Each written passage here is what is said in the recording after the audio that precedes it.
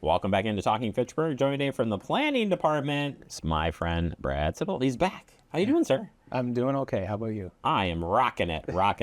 Hey, today you're back. We're going to talk about another neighborhood plan meeting going on. This is specifically in the Greenfield Neighborhood Plan. You're here to kind of break down kind of where we're at, where we're heading to. There's a survey that we're going to be talking about. There's already been public information meetings that are currently going on. But let's get an update here first and foremost. So just in general, neighborhood plans in Fitchburg, what are they and how do you get to even that point? Yeah, so the neighborhood plans are one way that Fitchburg tries to manage growth so that it benefits our residents and serves the long-term needs of both the neighborhood and the entire community. As everyone is aware, just by being here, Dane County is a very fast-growing county with a lot of demand for housing and employment. So it's just a way that we try to manage our growth in a way that benefits the community. And how we get here is really all this stuff is set up in the comprehensive plan. A lot of our growth management strategies and kind of the direction of growth is all set up in the comprehensive plan. A lot of it is through the future urban development area and through the policies set up in the comp plan. Greenfield in particular has been identified as a future urban development area since that whole FUTA process was gone through and since the 2009 comp plan was adopted. So it's long been identified for future urban development, but the comp plan doesn't specify what that looks like for any of the development areas. It specifies that it is one, and it needs a neighborhood plan to find out that this whole process to really involve the community in what that looks like. There's certain policies and priorities we have to meet within the comp plan that we have to follow, but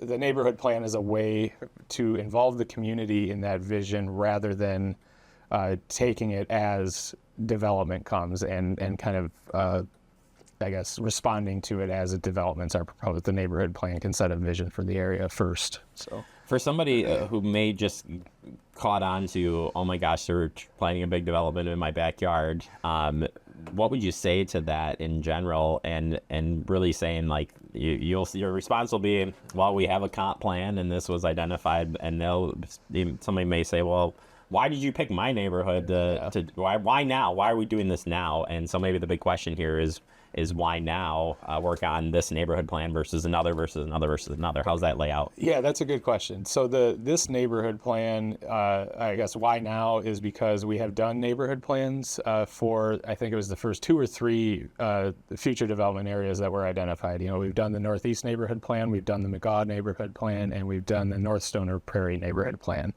Now we're working on the South Stoner Prairie and the Greenfield, and and both of those are kind of the next boundary. And part of this growth strategy is to avoid leapfrog development, because that's costly for everyone, and it's an inefficient way to allow a community to develop. So Greenfield is the next one, touching the south side of the McGaw neighborhood, and it's an important connection to get to the other future development areas that are identified in the comp plan. There's one east of Highway 14, and the idea in the comp plan is extending down in the direction of the Village of Oregon. So. Understood. So to where we're at today, you kind of already had a kickoff meeting. You've had several steering committee meetings, and you're really we're really looking for that feedback, and that's what this process was built for. Yeah. It's identifying and working with people in the area, and it's the whole city. I mean, it's a city concern, and it should concern everybody in a good way. Yeah. I mean, it's your chance to put feedback into these plans. Yeah, I mean, how the city grows affects everyone in the community. The impacts are less direct for folks that don't live in the neighborhood, but it does impact the entire community. we've been getting and encouraging and facilitating feedback through this entire process. I mean, we had a visioning meeting with the neighborhood early, I think it was January, and we've been doing all that to try to get feedback on what the priorities are for new development and everything. And so that's how we've gotten to this point now, where we have a community survey out there to get feedback on the concepts that have been developed.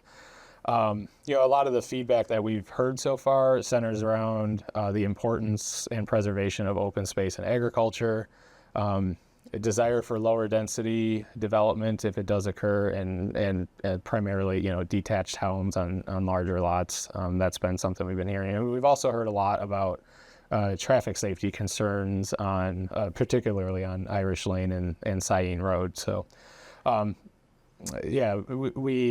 this planning process is iterative, and I think that's one of the important things too, is we keep putting, we put things out for feedback, concepts, and we get feedback on them, then we try to tweak them, and we put them out again. I mean, this is a long process. We're probably about halfway through it, and there's still phases to go after this, but we're at the point where we have two potential concepts, and we're looking to get feedback so we can try to narrow that down into a preferred concept, and then get into engineering and the kind of preliminary engineering and analysis stage. So hearing you right, I mean, the plan is developing because of the feedback. I mean, really, as the plan moves, as you're working through this, the feedback needs to continue to come in, and you keep addressing and try to include those things into the plan.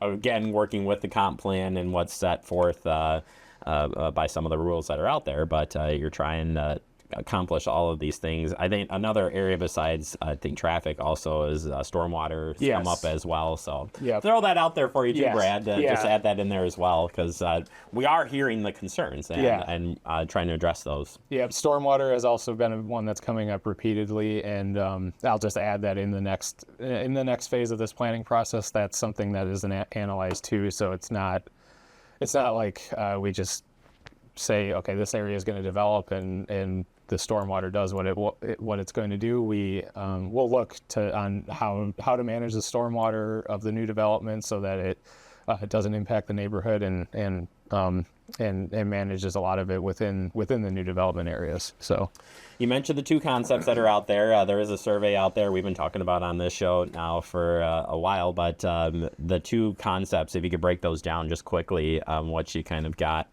or at least the generalized. So there's two concepts out there. They give a little bit of a few different options. They're fairly similar, but one option has more business park, and one option has less business park. That is concentrated in both options towards Highway 14. Both concepts have kind of introduced the idea of an agrihood, which is new for Fitchburg. That's not something that we've ever had in a plan before, but that was one of the things that we were trying to listen to the neighborhood, listen to the importance of agriculture and the heritage of farming there. And what an agrihood is, the concept is that there'd be homes clustered around a community farming space, or maybe not around it, but near a community farming space. So that's one one component of those.